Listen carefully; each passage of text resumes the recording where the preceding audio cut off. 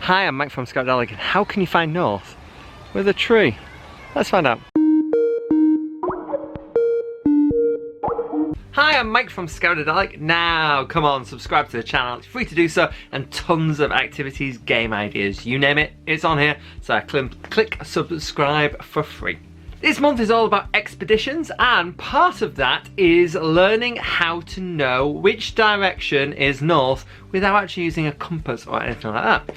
So we've done in the past some natural navigation, and I met up with an amazing co-host online to find out how can you learn natural navigation by just looking at trees. So let's find out how we go. You have something in your hand, so I feel you're going to teach me like sort of something.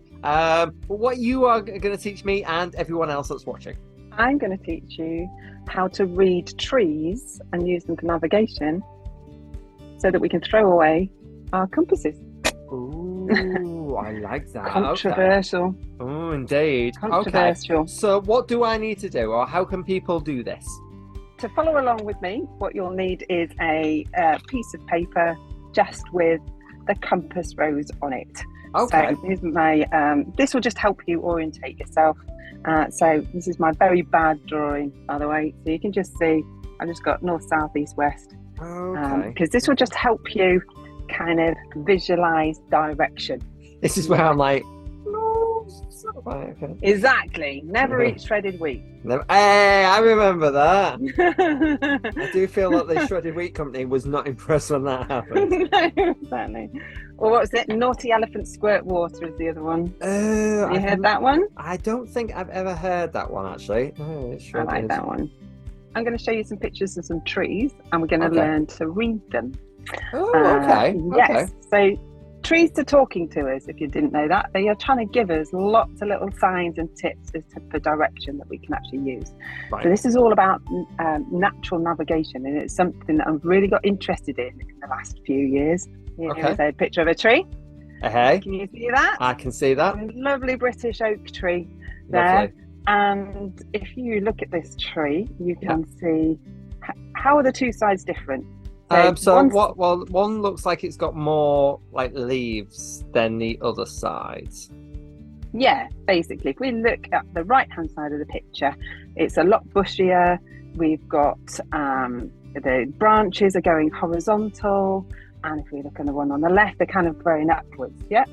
Oh, I did not see. You see that? Wow. See okay, I can see that now. Yeah. So let's imagine that we're a tree, all right, and we're sunning ourselves, all right, with the lovely sun, because actually most of the sun in our UK comes from the south, right? The majority of, I know it rises and whatever, but the majority of the daytime actually is kind of more from the south. So if you're a tree and you're sunning yourself, imagine your arms are your branches. Where are your branches going to grow towards? Ah, so they're going to go towards the actual sun. Towards the sun if they're at the front. Now what they do from the back though, they can't grow around the side like this. So what are they going to do? Oh, so that's why on the left hand side they're going up, so they can kind of, I'm guessing, curve or trying to curve like towards the sun, and the other ones are like, hey! Right, exactly, give me the sunshine. So this tree is talking to us because the sun has molded it.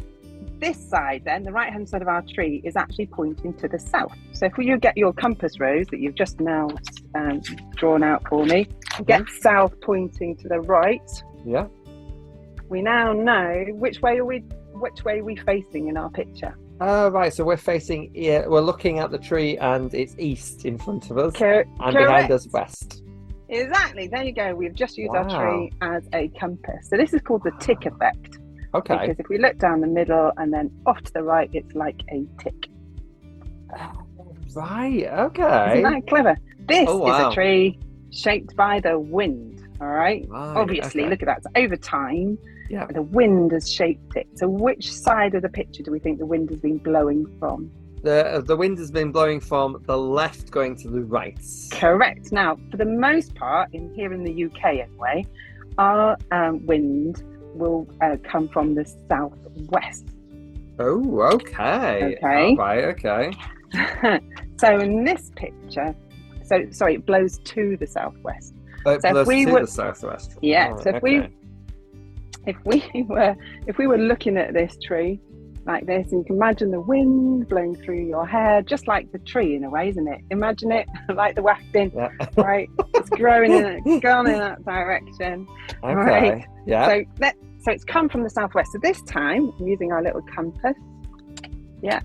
So, we're going to so the wind is. So is the wind coming from the southwest, or is it going towards southwest?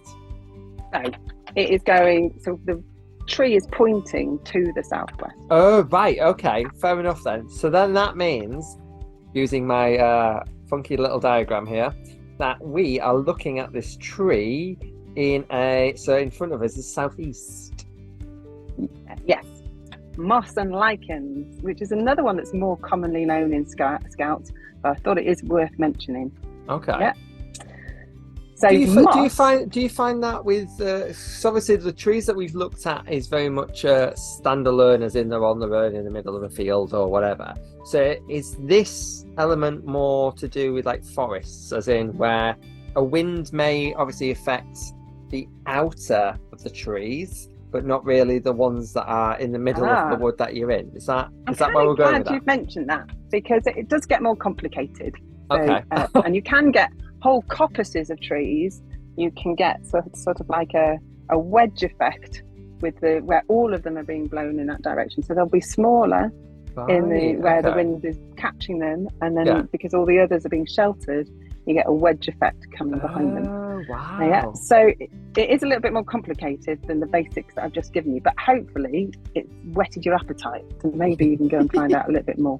Definitely. Okay. Sorry, we were going about Digressing. moss now. Yes, I Yes, apologise. moss and lichens. So moss really loves moisture. Okay. Yeah. And lichens, the one on the right, really likes the light. Okay. Right. So, so the north side of a tree will generally remain more damp. Right. Remember we said that the sun, predominantly for most of our day, is actually on the southerly side. Yeah, Right, exactly. okay. So the northerly side is actually going to be, in the shade more, is going to be damper. So you find moss usually on the northern side of a tree. Right. So in that case, for that one, we're looking at west in front of us, because south would be that way, north would be that way. Okay. Correct. Wow. Yeah. Well done. Okay. Thank you. Lichens, on the other hand, are the other way around. They like the stuff.